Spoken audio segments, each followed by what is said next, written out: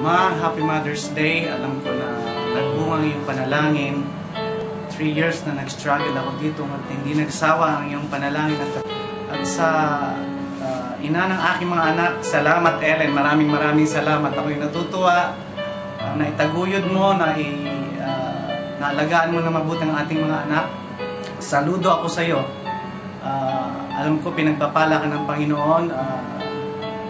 Alam natin na all things work together for good for all who are called according to His purpose and for those who love God. So ano man ang nangyari sa atin, ang will pa rin ng Panginoon ang masusunod.